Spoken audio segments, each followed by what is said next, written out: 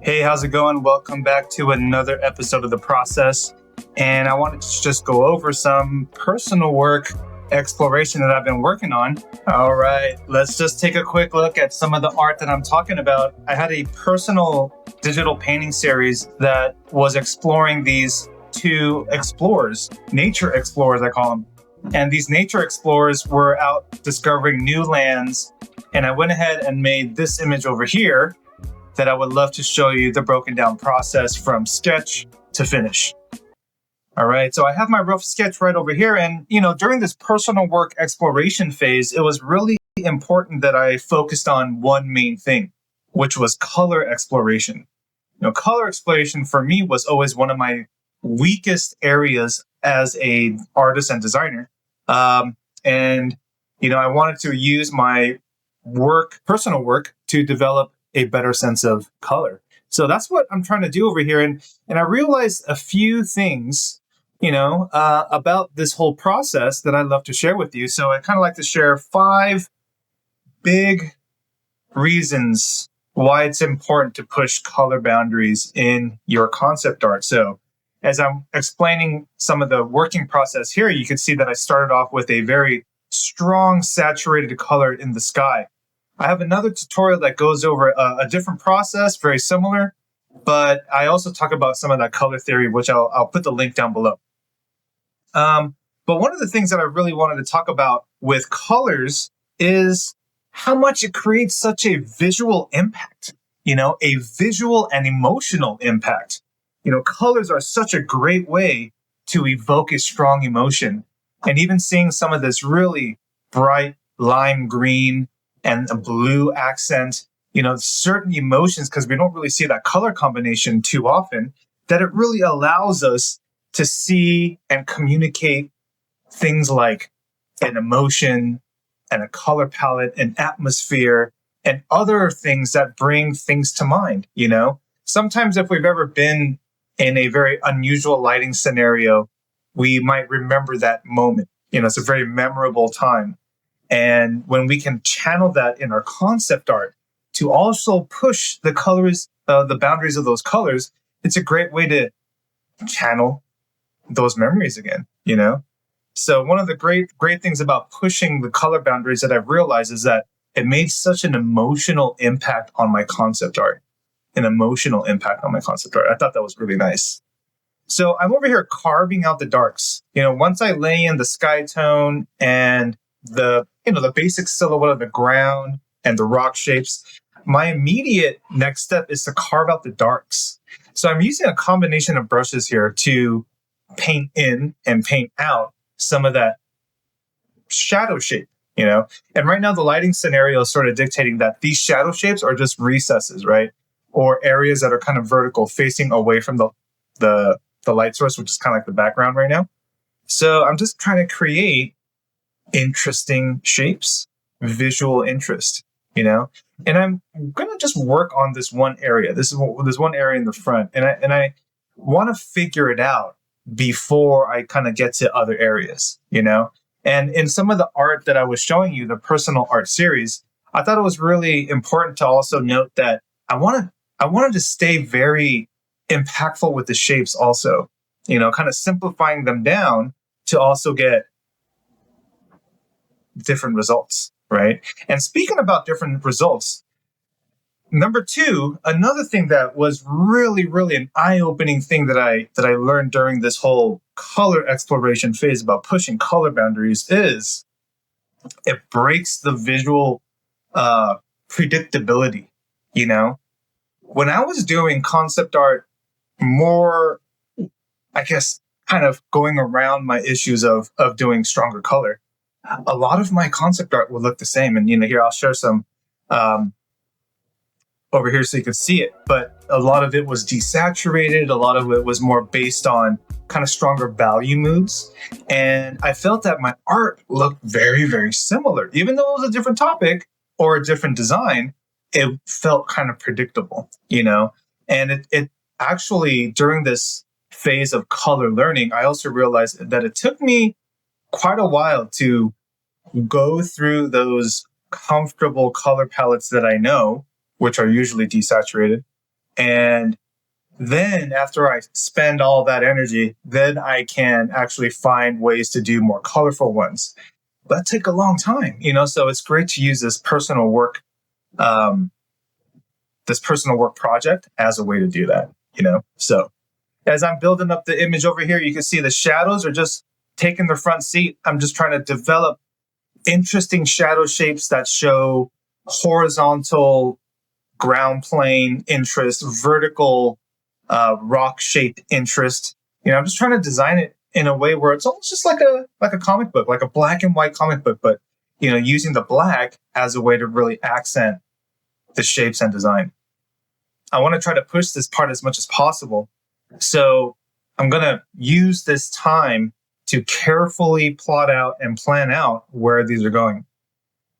My goal is to actually, well, not the goal, but the steps are, I kind of rough it out, and then I'll use a mask layer to, push and pull some of the elements in and out, of that. And as, we kind of go through more of this image, let me talk about another really interesting thing about why pushing color boundaries in your art is absolutely important. Absolutely important. And one thing that I want to mention here is, as you saw earlier, the series of these rocks, nature explorers, it's the same idea over and over and over again. And so I didn't want to develop my ideas more so. I wanted to develop a sense of color. So one of the strategies was actually to use an idea that was kind of repetitive, because I didn't want to use more mental space on that. I wanted to use as much mental space as I could for pushing color, right? And I'll try to do maybe 7, 8, 9, 10, pieces on the same subject matter, just so that I don't have to really worry about it too much, and then I can really exercise my energy and my focus for what was important, like the color push. And I'll show you guys more of the art that I did for other series. Kind of similar, but, a little bit evolved. But the Nature Patrollers was a series because it just allowed me to create different worlds and just be creative with that, but also allow that to push and influence the color and vice versa. Right. So I thought that was fun. All right. So speaking of that, even though I'm working on the same subject matter, it allows me to push the idea of storytelling, In fact, because the idea didn't really change much, it's the same general narrative of two explorers walking around somewhere.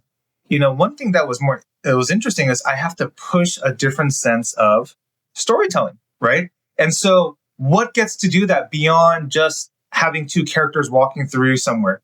Maybe it's the lighting and the colors, which kind of go hand in hand, right?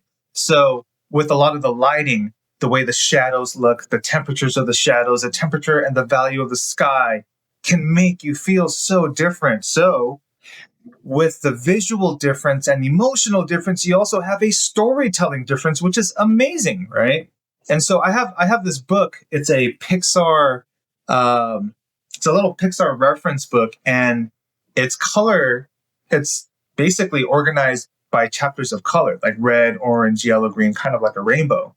And then you flip to any kind of color, and you'll see all the films, like stills of the films that they have that are in that palette, right? And it's just very interesting because color is such a strong element of storytelling, So I realized that was something very, very valuable. I would encourage any of you, to actually try it where, we don't use the idea muscles, but we just try to push, more technical aspects and just do the same idea over and over again. I also have another series called the Flying Whale Space Explorers, which for some reason is just people that are walking around exploring different worlds. But just kind of use that as a general basis. Still working on the shadow, and now I'm at a point where I can paint underneath that layer and give the ground plane some temperature. So I'm just experimenting here. Again, with color being the experimental thing, I'm putting down some color to activate as a lit surface of the plane, the area getting hit by light. So let me try it with here. This sort of warm orange. It's really activating nicely with the blue, basically like a complement color. And so I'm getting these vibrations of color that I thought were just very interesting. It kind of hints at all the emotion and it makes you feel a certain way. And I'm just reacting.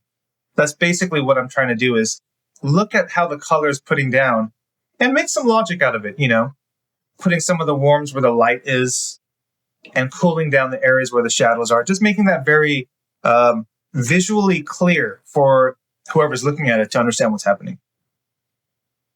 If it was warm and cool all over the place, then I guess it would be a little more confusing.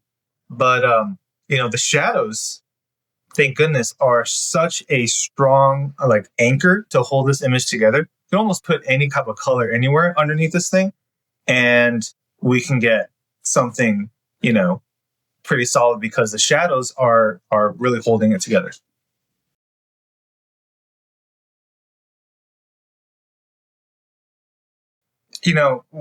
As I was mentioning earlier, things about what we learn when we do this kind of personal series.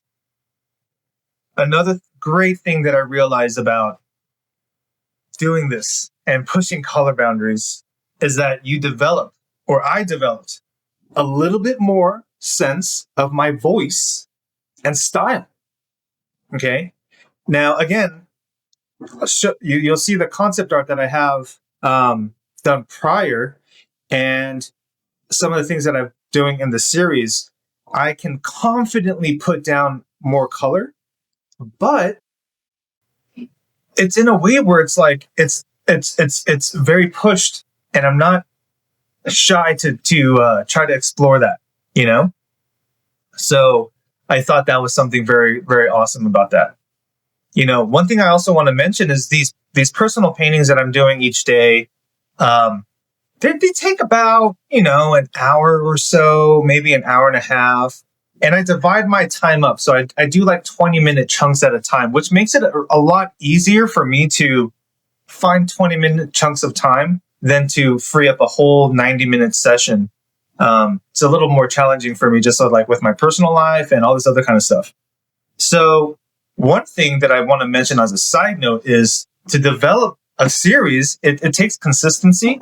And consistency is probably one of the hardest things for me, at least when it comes to kind of doing this. So I realized that I have to make it more simplified, approach it with a more simple series of techniques, just like paintbrush, or, if you're going to use a lot of photo, do it that way.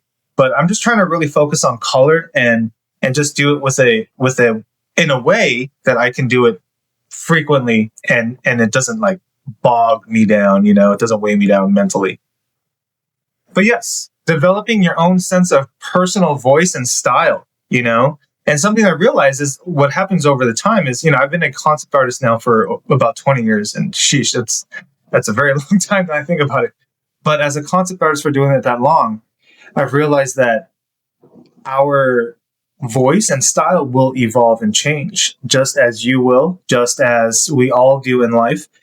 There is an evolution to our personality, even to what we think looks good, right? All that kind of stuff. It changes over time. And I think your art and your designing will as well. And this definitely allowed me to, I think, reach that next plateau, or at least reach that next level where I think, wow, okay, this really made a good difference. Really made a good difference. All right, so I'm painting more color. Now there's a big cast shadow, right? Being casted from that peak rock, it's kind of on the ground plane at this, angle. And that really starts to help determine, a light source, right? It really hits it a lot harder to just kind of understand where the light's coming from. And that's all I really kind of need. I don't want to overly complex this image.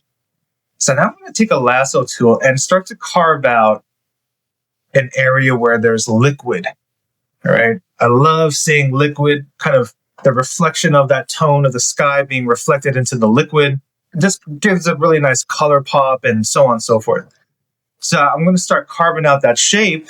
And as I do that, you can see how it really starts to break that solid black shape at the bottom into something that has more of a surface, right?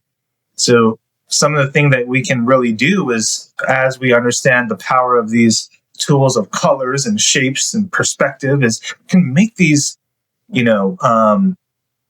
ideas really become believable. So that's really something that's important. I just wanted to share.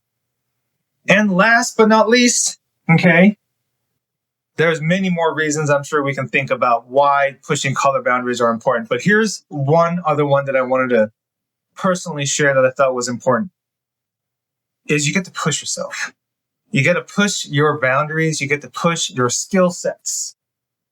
And I equate this very much towards like playing a video game. When you reach a hard level for the first time, yes, it's hard. And eventually you go through it and die. And, it becomes a little frustrating. But through practice and most importantly, repetition, we somehow figure it out and solve it.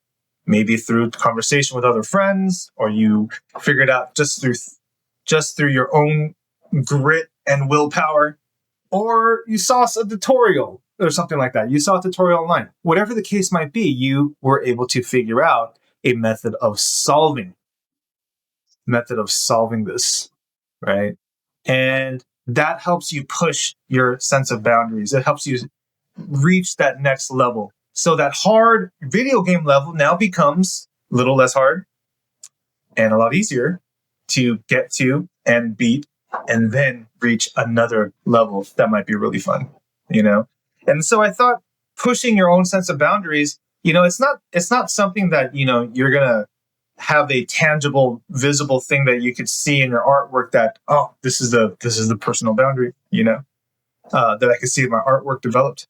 But I think it's more of a sense of a mindset, that if you do want to practice something, spend the time, carve out the time to actually develop the get the time and the place and the focus to kind of do it, you will be able to improve, And I just think it's very important for us to think about that, very important. Because why do we do this? We do this for fun. Obviously, we love to design and communicate and draw and paint, whatever the case might be. But we also, I think, at one point, really fell in love with, wow, I see improvement and I see things being developed. And I think that's a really awesome thing to also keep in mind. And yes, it does push your sensibilities, your personal skill sets, and the boundaries of what you know. So I highly, highly recommend for anyone to try this out and give it a shot. Create a series of pieces that you just focus purely on a certain aspect, whether it be composition, storytelling narrative, colors, or lighting. Particularly for me, it was the idea of colors. So I'd love to share with you some more images of other personal work series that I've been working on. Now, focusing back on this painting, we have more of this being developed, and now I'm just focusing more on some of the set dressing elements just to tidy this up. We're getting mighty close as this image is getting pretty solidified with the color, the lighting, some interesting shapes. And so I'm going to scatter around with this really amazing brush to put some more interesting rock shapes around the landscape. I just want to use a little bit of a different brush to kind of paint inside those silhouettes. But I think as the series continues, one thing that I want to also mention is, the personal work series that, especially with color, oh man, it's been a subject matter that, no joke, has been a crutch for me, for the longest time. And again, I've been working in this industry for quite a while, just being an illustrator and an artist for, quite a bit. And really, this personal series right now has really made a huge difference. I can't recommend it more enough. And just as a recap, to kind of understand the 5 things that I learned during this color pushing phase of personal development was number 1, it creates a better emotional impact. The colors really, really matter when it comes to the emotional connection. It does so much. And pushing colors that I wouldn't normally use, just doing lighting and other scenarios that I wouldn't use those types of colors, it really started to help at least create that comfort level with exploration. Now I don't feel so shy to explore. The second thing now is, I guess with that exploration, you can break your predictability. It gives yourself more visual predictability. It breaks all of that. So more range. And I think as a concept artist, that is so important because our main goal is to supply ideas, right? And solutions, many solutions to the same problem. Reason number 3, it expands our visual storytelling. Visual storytelling is so key, right? I mean, that's what we do. We're telling stories within our art and design. The stories that sometimes belong to a script, a music video, a video game, whatever the case might be, it's always driven by a story. So it really helps develop your sense of storytelling. Number 4, get your own voice and style. Definitely before I started this series of personal paintings, I was not painting in this type of style with this type of confidence. So definitely helped with that also. Style, voice, what you're trying to say, what you're trying to include in your designs all matter. And lastly, number 5, it challenges your skill sets. It challenges them in a way that will develop them to be stronger, not to make them weaker, not to expose, areas of skill that we need to develop more, but actually just strengthen them through having fun exercises daily that are easy to manage and, become actually easier to do each time you kind of sit down. So these are the 5 reasons why I really think it's important to do that. Let me know what you guys think. Let me know if you've encountered similar types of experiences when you do your personal work. And just wanted to thank you all. If you like this video, please give it a like and subscribe to the channel. We go over some really awesome art tutorials and concept art. Just talk with professionals and just topics that are really fun around this industry. So join our Discord group, to get just inspired with and connected to other artists. And I'll see you guys on the next video. Thanks again, and check out this little slideshow coming up of some of the additional artwork that was done in this exploration phase. All right, take care, everybody. See ya.